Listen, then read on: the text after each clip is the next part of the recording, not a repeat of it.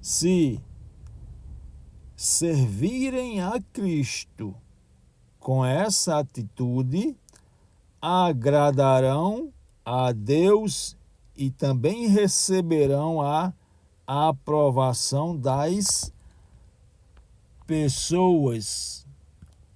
Portanto, tenhamos como alvo a harmonia e procuremos edificar uns aos outros.